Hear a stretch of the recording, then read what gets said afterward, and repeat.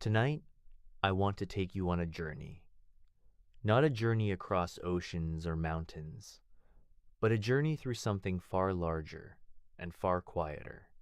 Tonight we are going to travel, together, through the solar system, from the fire at its center to the frozen silence at its edge. There is no need to remember anything. There is no need to hold on to any fact. All you need to do right now is breathe slowly and let your body sink a little deeper into wherever you are resting. So take a breath in, gently, through your nose. Hold it for just a moment and let it go, slowly, through your mouth.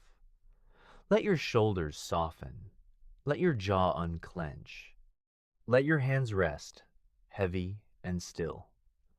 You do not need to do anything else tonight but listen and drift. Let us begin at the center, at the heart of everything. Picture, if you will, a ball of light so vast that more than 1 million planets the size of Earth could fit inside it. This is the Sunday. It has been burning for 4.5 billion years, and it will keep burning for billions more. Long after you and I are gone, long after everything we know has changed into something else. The sun does not burn in the way a candle burns. There is no oxygen out there, no flame in the way we imagine fire. Instead, deep in its core, hydrogen atoms are crushed together under pressure so immense that they fuse into helium. And in that fusion, a small amount of mass disappears, and that mass becomes energy. A staggering, endless river of energy, pouring outward in every direction, second after second, for billions of years. That energy takes about 8 minutes to reach us, traveling at the speed of light, which means that every time you feel warmth on your skin from sunlight, you are feeling something that left the sun 8 minutes ago. A small, quiet reminder that everything you experience is, in some sense, already the past. Breathe in, slowly, and out. Around this great, burning sphere, 8 planets move in their long, patient orbits. Some are small and rocky. Some are vast and made of gas. Some are wrapped in rings of ice. Tonight, we will visit them, one by one, drifting outward, farther and farther from the light, until we reach the edge of everything the sun can still touch. Let us start close, very close. The first planet we come to is Mercury. It is the smallest planet in our solar system, and the closest to the Sunday. If you could stand on its surface, and of course you never could, because there is no air to breathe and the heat would be unbearable, but if you could, you would see a sky utterly black, even in the middle of the day, because Mercury has almost no atmosphere to scatter the light. The sun would appear enormous, more than 2.5 times larger than it appears from Earth, filling much of the sky with fierce, unfiltered brilliance. Mercury is a world of extremes. During the day, temperatures can climb past 400 degrees Celsius, hot enough to melt lead. But Mercury has almost no atmosphere to hold that heat in place. So at night, the temperature plunges to nearly negative 180 degrees Celsius. A planet that burns by day and freezes by night, with nothing in between to soften the transition. And yet, in the deep craters near Mercury's poles, craters that the sunlight never reaches, scientists have found something unexpected: ice. Frozen water, hiding in permanent shadow, on the planet closest to the Sunday, a quiet contradiction, tucked into the coldest, darkest corners of the hottest world. Mercury moves quickly. It completes an orbit around the sun in just 88 days, faster than any other planet, which is why the ancient Romans named it after the swift messenger god. But strangely, a single day on Mercury meaning one full rotation on its axis relative to the Sun, takes about 176 Earth days. 2 full years on Mercury pass in the time it takes for a single sunrise to become a single sunset. Let that settle for a moment. A place where the year is short, but the day is unbearably long. Breathe in, and slowly breathe out. Let us drift a little farther from the Sun now, toward the second planet, Venus. From a distance, Venus looks almost gentle. It is often called Earth's twin because it is nearly the same size and made of similar rocky material. But do not be fooled by its soft, golden glow in our night sky. Venus is, in truth, the most hostile planet in the solar system. Its atmosphere is thick, almost entirely carbon dioxide, 90 times denser than Earth's. If you stood on its surface, the pressure alone would crush you. The same force you would feel nearly a kilometer beneath the ocean. And wrapped around the entire planet are clouds of sulfuric acid, drifting endlessly in fierce winds. This thick blanket of carbon dioxide traps heat with terrifying efficiency. It is the strongest greenhouse effect anywhere in the solar system. As a result, the surface of Venus reaches temperatures of about 460 degrees Celsius, hot enough to melt lead. Hot enough that it is, in fact, hotter than Mercury. Even though Venus sits much farther from the Sunday, distance is not the only thing that decides how hot a world can become. Venus also spins in a strange and lonely way. It rotates so slowly and in the opposite direction to most other planets that a single day on Venus, one full rotation, takes longer than a full year around the Sunday. The Sun, if you could somehow survive to see it, would rise in the west and set in the east, moving with almost unbearable slowness across a thick yellow sky. There is a quiet mystery here, too. Some scientists believe that billions of years ago, Venus may have had oceans of liquid water, and perhaps even conditions where life could have taken hold. But somewhere along the way, a runaway greenhouse effect took over. The oceans boiled away into the atmosphere, and the water was eventually lost to space. What remains now is a scorched, crushing, poisonous world. A haunting reminder of what a planet can become. Let your breathing stay slow, in and out. There is nothing you need to hold on to here. Just let the images pass through your mind, like clouds. Now we drift further still, and we arrive somewhere familiar. Somewhere you already know, in a way that few other places in this journey can be known. We arrive at Earth. From space, Earth is often described as a pale blue dot, a small sphere wrapped in white clouds and blue oceans, suspended in the vast darkness. It is, as far as we currently know, the only place in the entire universe where life exists. Not just simple life, but complexity beyond imagining.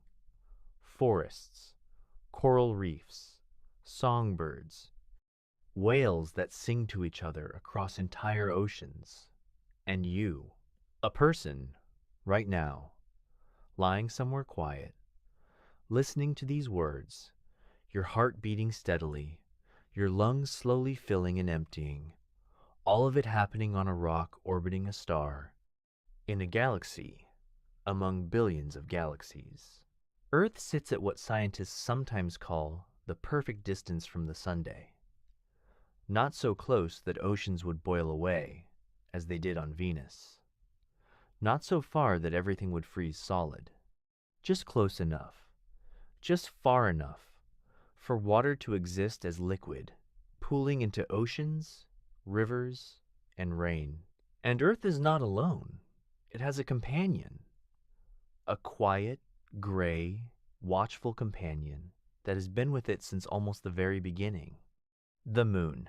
Many scientists believe the moon was born from catastrophe. Billions of years ago, in the early, chaotic days of the solar system, a planet roughly the size of Mars may have collided with the young Earth. The impact would have been almost unimaginable, vaporizing rock, flinging debris into orbit. Slowly, over time, that debris came together, drawn by gravity, and cooled into the moon we see tonight. The moon is far smaller than Earth, only about a quarter of its diameter, but its presence has shaped our world in ways easy to overlook. Its gravity pulls gently on Earth's oceans, creating the tides that rise and fall along every coastline. Its steady gravitational grip helps stabilize the tilt of Earth's axis, keeping our seasons relatively steady and predictable over long stretches of time, rather than wildly chaotic. And it has always been there in the night sky, waxing, waning, full then dark, then full again. A quiet, patient rhythm that countless generations of humans have looked up to, long before anyone understood what it truly was. A rhythm not so different, in its own way, from your own breathing right now. In and out, slow, patient, steady. If you were standing on the moon and looked up, you would not see a blue sky. You would see a sky of pure black, even during the lunar day, because the moon has essentially no atmosphere to scatter light into blue. And hanging in that black sky, you would see Earth. Not rising and setting the way the moon does for us, but hanging almost still in one place, slowly turning, blue oceans and white clouds drifting across its surface, an entire living world suspended quietly above a gray and silent landscape. Let that image rest with you for a moment. Home, seen from very far away, small, blue, alive. Breathe in gently and let it go. Now we drift onward, farther from the sun, farther from home, toward the fourth planet, the red world, Mars. Mars has captured human imagination for centuries, in part because of its color. A deep, rusty red, caused by iron oxide, essentially rust, coating much of its surface. And in part because, of all the planets, Mars feels the most like it could have once been a place not so different from Earth. Billions of years ago, evidence suggests that Mars had rivers, lakes, perhaps even a vast ocean covering much of its northern hemisphere. Dried riverbeds, ancient shorelines, and mineral deposits that only form in the presence of liquid water have all been found by rovers exploring its surface. Mars, in its youth, may have been warm, wet, and perhaps even hospitable to simple forms of life. But something changed. Mars is smaller than Earth, and its core cooled more quickly. Without a strong molten core still churning inside it, Mars lost its global magnetic field, the invisible shield that protects a planet's atmosphere from being slowly stripped away by the solar wind. Over hundreds of millions of years, Mars lost most of its atmosphere to space. Without a thick atmosphere to hold in heat and pressure, the water on its surface either froze or evaporated, or was broken apart by radiation and lost as well. Today, Mars is a cold desert. Average temperatures hover around -60 degrees Celsius.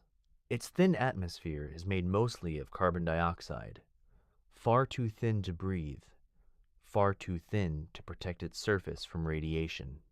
Vast dust storms sometimes sweep across the entire planet, lasting for weeks, turning the sky a dim ochre haze. And yet, Mars still holds water, frozen at its poles in great caps of ice, and possibly hidden beneath its surface as well. Some scientists believe that if life ever did exist on ancient Mars, faint traces of it might still be preserved, frozen and dormant, deep underground, waiting. Mars also has the largest volcano known anywhere in the solar system. Olympus Mons rises about 22 kilometers above the surrounding plains, nearly 2.5 times the height of Mount Everest. It is so wide that if you stood at its base, the slope would rise so gradually that you might not even realize you were standing at the foot of a mountain at all. And Mars has two small, strange moons, Phobos and Deimos, likely captured asteroids, tumbling silently in their orbits, small and irregular, nothing like our own gentle moon. Let your breathing settle again. In, slowly, and out, slowly. We have traveled now past 4 worlds. The scorched messenger, the poisoned twin, the living blue home, and the fading red desert. Ahead of us lies a vast, quiet gap, a wide ring of scattered rock and debris, drifting in the dark, called the asteroid belt. Picture it, if you can, not as something crowded or chaotic, the way it is sometimes shown in films, but as something closer to empty and still. Millions of rocky bodies, ranging from tiny pebbles to the dwarf planet Ceres, nearly 1,000 kilometers across, all scattered across an enormous region of space. Despite their numbers, these asteroids are, on average, hundreds of thousands of kilometers apart from one another. Space, even here, even in the so-called belt, is mostly empty, mostly silence, mostly dark. Some scientists believe the asteroid belt is the leftover material from a planet that never quite formed, its pieces pulled apart by the immense gravity of a giant world waiting just beyond it, Jupiter. Let your body sink a little deeper now. Wherever you are resting, let it hold you completely. You do not need to do anything but listen and breathe and drift further and further out past the belt of scattered stone toward the giants of the outer solar system. We are approaching Jupiter now, the largest planet in our solar system, so massive that all the other planets combined could fit inside it, with room still to spare. Jupiter is a world without a solid surface, a vast sphere of hydrogen and helium, swirling in colossal storms and bands of cloud that stretch entirely around the planet. The most famous of these storms is the Great Red Spot, a storm so large that 2 or 3 Earths could fit inside it. This storm has been raging for at least 150 years, and possibly for centuries longer. An endless hurricane with no land to weaken it, no coastline to break its strength. Just endless atmosphere, swirling on and on and on. Jupiter's gravity is immense, more than twice the combined gravity of every other planet in the solar system. This gravity acts almost like a great, quiet guardian, pulling in comets and asteroids that might otherwise drift toward the inner solar system, toward Earth.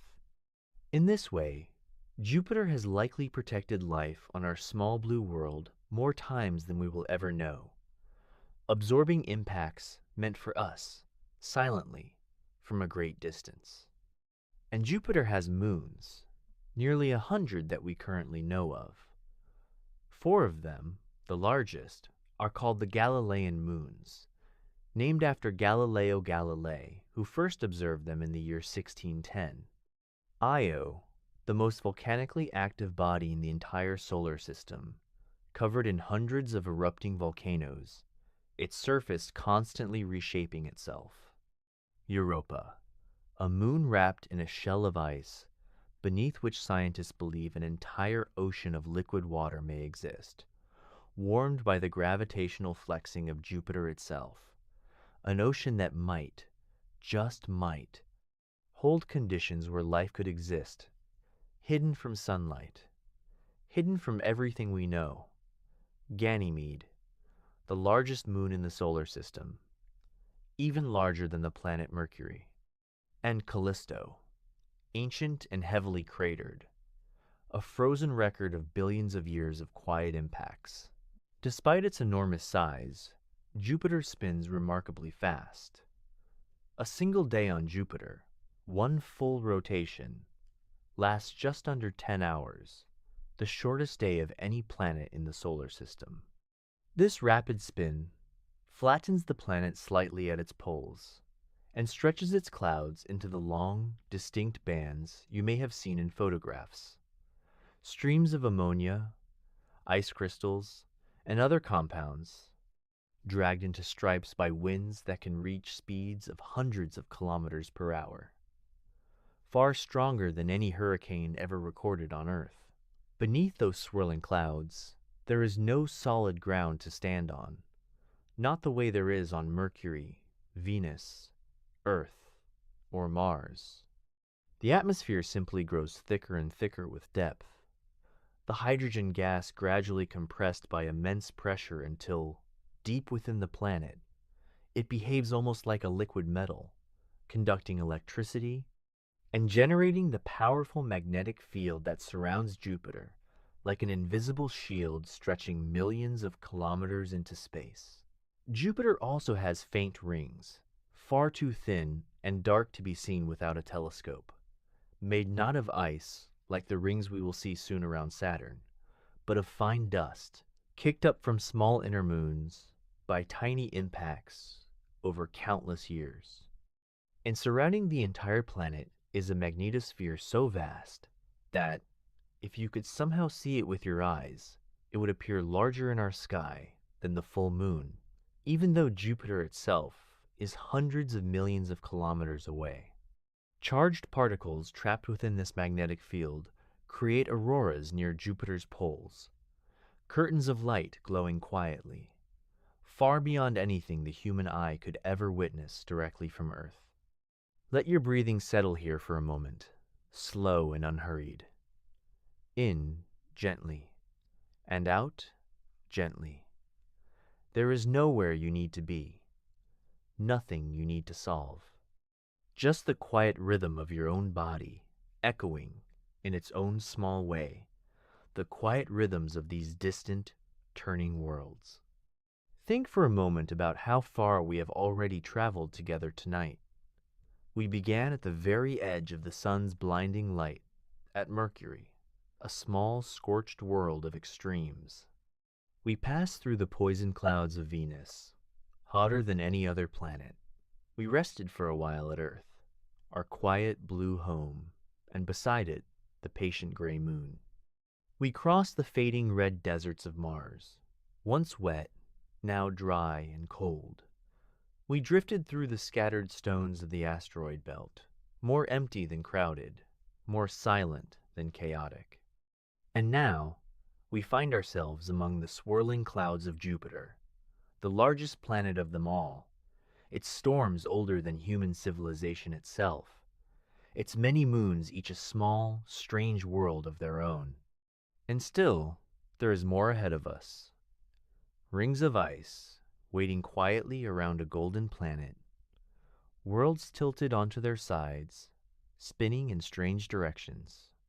A dark, icy planet, once considered the ninth, still drifting patiently at the very edge of what we can call our solar system.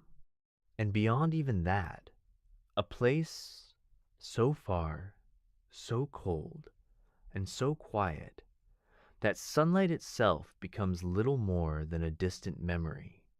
But for now, let yourself rest here, among the giants. There is no need to hurry onward. There is no need to hold on to anything at all. Just let your body grow heavier. Let your breathing grow slower. Let your mind drift quietly through the darkness between these enormous, ancient worlds. In this next breath, let go a little more. And in the breath after that, let go a little more still.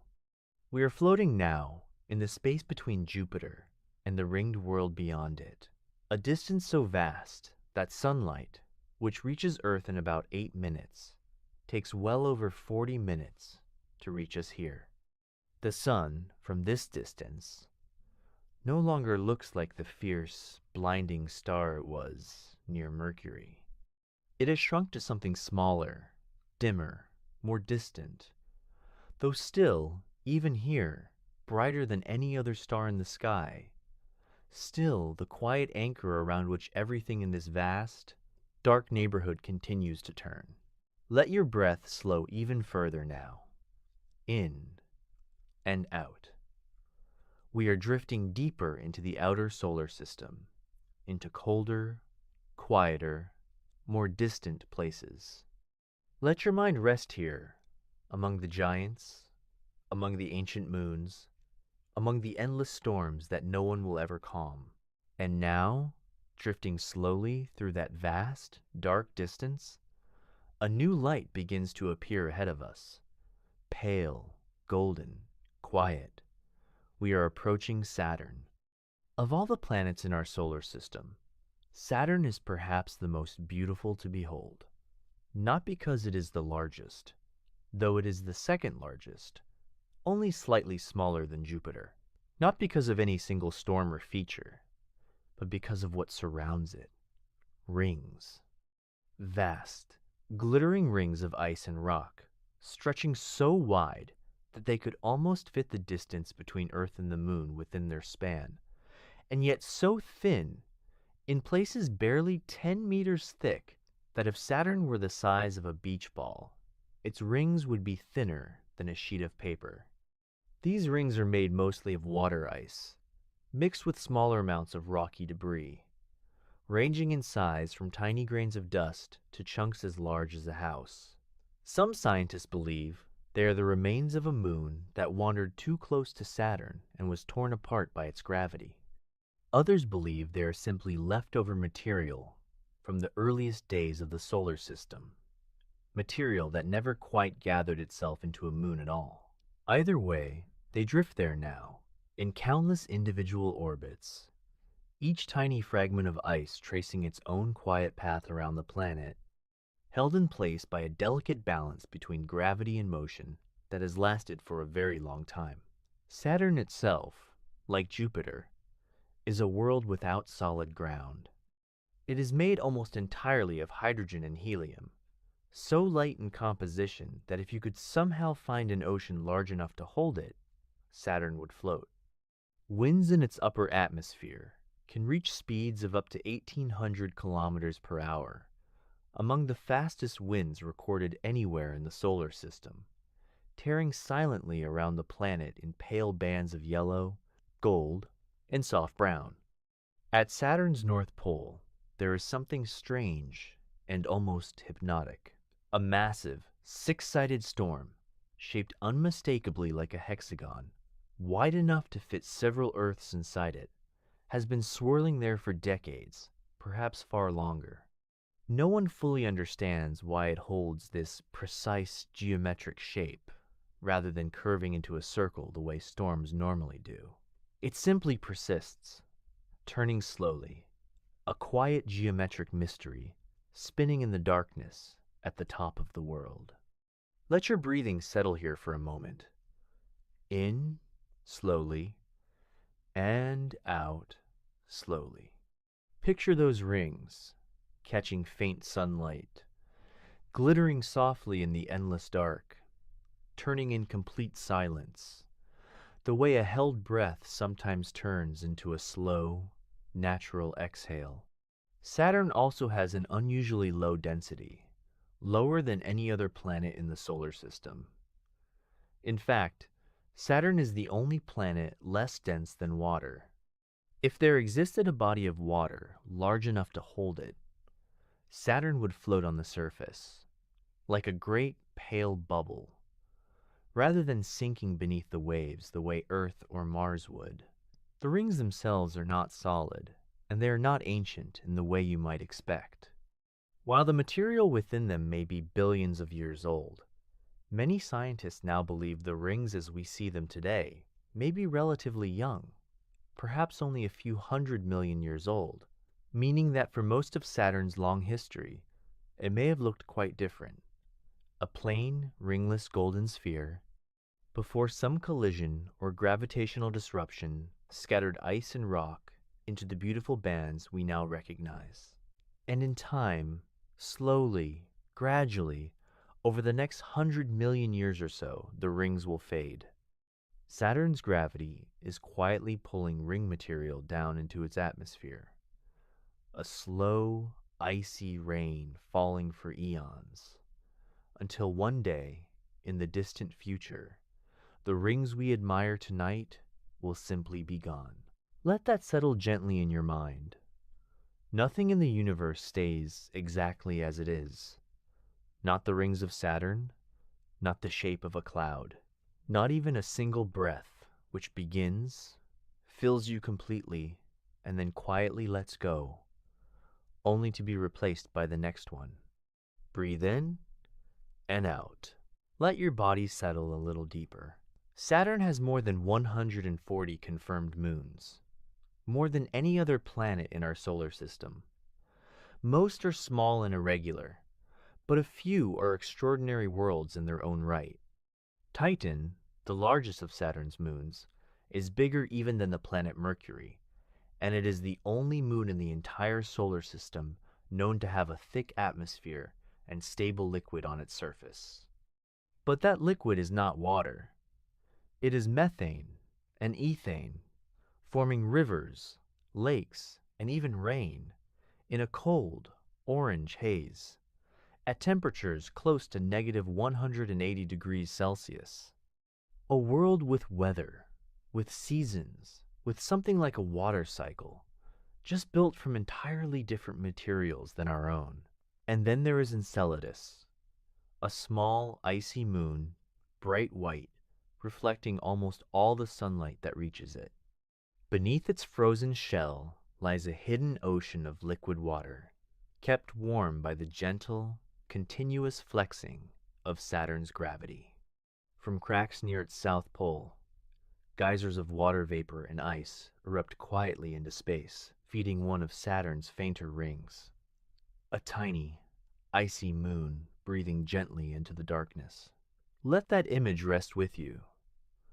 A small world, breathing.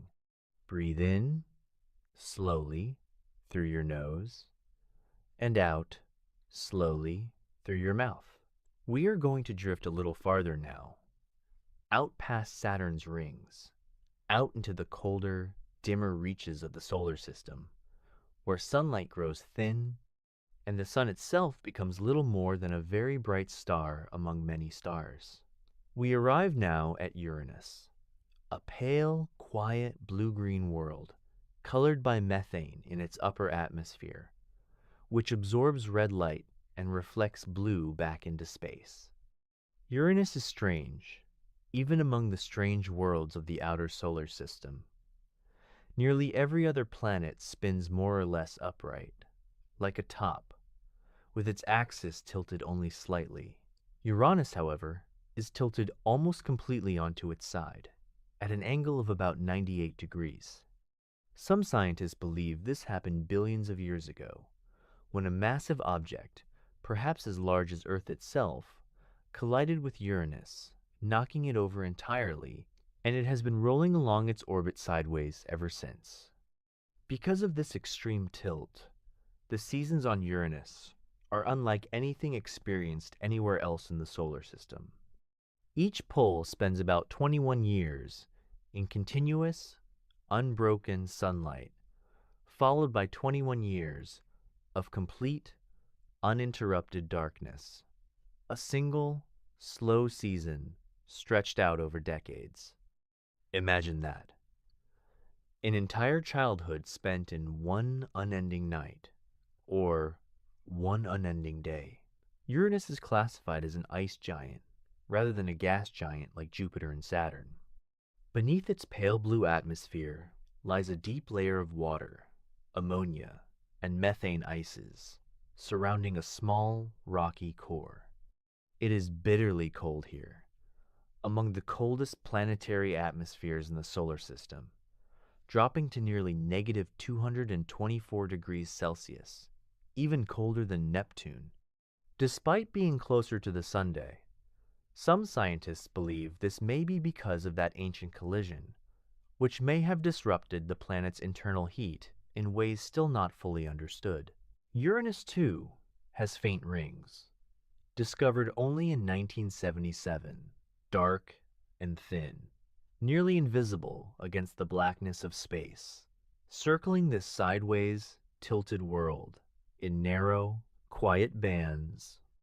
Because Uranus is tipped so far onto its side, its magnetic field is strange as well, tilted about 60 degrees away from its axis of rotation and offset from the planet's center entirely. As Uranus spins, this lopsided magnetic field wobbles and twists through space in a way found nowhere else among the planets, like a lantern swinging unevenly on a long, slow chain.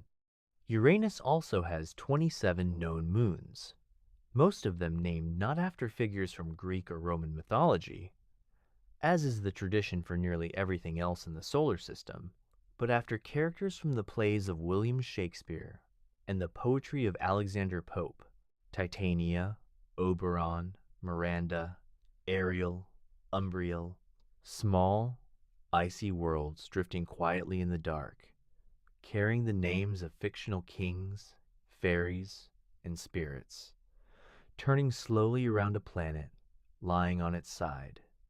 Let your breathing slow further still, in and out. There is nothing to hold on to here but stillness. Let your body rest a little heavier now, sinking gently into wherever you are lying. From Uranus, we drift onward, into deeper cold, deeper distance, toward the last of the great planets, Neptune. Neptune is the most distant planet from the Sun, more than 4.5 billion kilometers away. Sunlight that takes 8 minutes to reach Earth takes about 4 hours to reach Neptune. From this distance, the Sun appears as little more than an intensely bright point of light, no larger, to the eye, than any other star, though still, in truth, far brighter than anything else in Neptune's sky. Despite receiving so little warmth from the Sun, Neptune is a world of astonishing violence. It has the strongest sustained winds of any planet in the solar system, reaching speeds of over 2,000 kilometers per hour, nearly supersonic, tearing silently across its deep blue atmosphere. Where this immense energy comes from, so far from the Sun's warmth, remains one of the quiet mysteries of the outer solar system. Some scientists believe it comes from heat still radiating outward from deep within Neptune's own interior, a faint, ancient warmth left over from its formation billions of years ago. Neptune's deep blue color, richer and more vivid than Uranus, comes from methane in its atmosphere as well, though scientists believe there may be another, still unidentified compound, contributing to its striking, saturated color. Neptune has 14 known moons, but one stands out above the rest. Triton, its largest moon, is unusual in that it orbits Neptune backward, in the opposite direction to the planet's own rotation. This strongly suggests that Triton was not born alongside Neptune at all, but was instead a wandering world, captured by Neptune's gravity long ago, perhaps a distant cousin of Pluto, pulled in from the icy depths of the outer solar system and locked forever into a slow, doomed orbit. Triton is one of the coldest known objects in the solar system. Its surface, a frozen landscape of nitrogen ice, so cold that nitrogen, a gas here on Earth, exists there as solid ground, and even erupts, in rare geysers, as a kind of nitrogen ice volcano, spraying dark plumes of nitrogen gas and dust several kilometers into Triton's thin, hazy atmosphere. Because Triton orbits backward, its path is slowly, gradually decaying. In roughly 3 or 4 billion years, scientists believe Triton will drift close enough to Neptune to be torn apart by its gravity, possibly forming a new ring system, even more spectacular than Saturn's, though, of course, none of us will be here to see it. Let your breathing rest here for a moment. In, slowly, and out, slowly. We have now passed all 8 planets. The scorched messenger, the poisoned twin, our living blue home, the fading red desert, the vast storm-bound giant, the ringed golden world, the sideways tilted ice giant, and the deep blue, windswept edge of the known planets. But our journey is not quite finished. There is still more darkness ahead, and in that darkness, a few more quiet worlds remain. We drift onward now, past Neptune, into a region called the Kuiper Belt. Much like the asteroid belt between Mars and Jupiter, the Kuiper Belt is a vast, thin ring of icy bodies, but far larger and far colder, stretching for billions of kilometers beyond Neptune's orbit. Here, in this cold, quiet region, drifts a small, distant world once called the 9th planet, Pluto. Pluto was discovered in 1930 and considered a full planet for 76 years. Until, in 2006, astronomers redefined the term planet, and Pluto, along with several similar bodies, was reclassified as a dwarf planet. But do not let that smaller title diminish it. Pluto remains, in its own right, a fascinating and beautifully complex little world. It is small, less than a fifth the diameter of Earth, smaller even than our own moon. Its surface is a patchwork of nitrogen, methane, and carbon monoxide ices, painted in soft shades of white, tan, and rust. At its heart lies a massive, heart-shaped plain of frozen nitrogen, informally named Tombaugh Regio after Pluto's discoverer, Clyde Tombaugh. Beneath that icy heart, some scientists believe there may even be a hidden ocean of liquid water, kept from freezing solid by heat left over from Pluto's formation and by the slow decay of radioactive elements deep within its core. Pluto has 5 known moons, the largest of which, Charon, is so large relative to Pluto itself, more than half its diameter, that the two do not quite orbit in the way a planet and moon usually do. Instead, they orbit a shared point of balance in the space between them, locked together, forever facing the same side toward one another, spinning through the darkness as a quiet, tethered pair. Out here, at Pluto's distance, sunlight is dim, roughly 1,000 times fainter than it appears on Earth. And yet, even here, even this far, the sun remains the brightest object in Pluto's sky. Still visible, still, in some small way, still present. Pluto has a thin, delicate atmosphere made mostly of nitrogen, so fragile that it actually freezes and falls to the surface as frost during the coldest part of Pluto's long, 248-year orbit around the Sun, only to thaw and rise again as Pluto slowly moves closer to the Sun once more. An entire atmosphere breathing in and out over the course of centuries, in a rhythm far slower than anything we could ever perceive in a single lifetime. In 2015, a small spacecraft called New Horizons, after a journey of nearly a decade, became the first human-made object to fly past Pluto, capturing detailed images of its heart-shaped plains, its icy mountains, and its hazy blue atmosphere, before continuing onward, out past the Kuiper Belt, into the darkness beyond, still traveling, even now, farther from home than almost anything humanity has ever built. Breathe in, slowly, and out, slowly. Let your body feel heavier now, sinking into stillness, drifting the way these distant, icy worlds drift, unhurried, patient, silent. We could stop here and let ourselves rest in this cold, quiet distance. But let us go just a little farther, to the very edge of what we can still call our solar system. Beyond Pluto, beyond the Kuiper Belt, there lies a vast, mostly theoretical region called the Oort Cloud, a great, spherical shell of icy debris believed to surround the entire solar system, stretching perhaps halfway to the nearest star.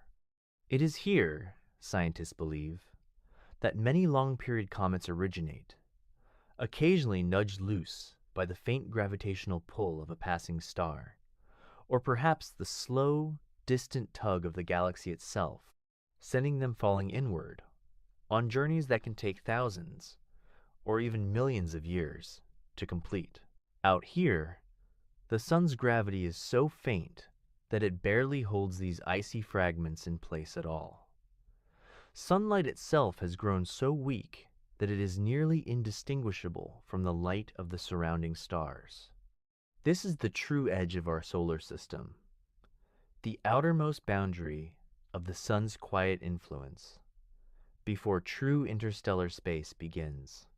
Somewhere out in that great, dark shell, drifting slowly for millions of years, a small chunk of ice and dust might, very occasionally, feel the faint gravitational nudge of a distant, passing star, or perhaps the slow, ancient tug of the Milky Way galaxy turning around it. That gentle nudge is sometimes enough. The icy fragment begins to fall, inward, toward the sun, on a journey that will take it thousands, sometimes millions, of years to complete. As it nears the sun at last, the heat begins to warm its icy surface, releasing gas and dust into a long, glowing tail.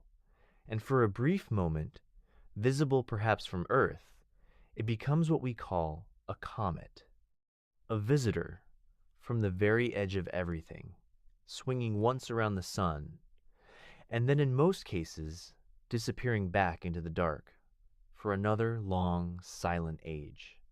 Think of how patient that is.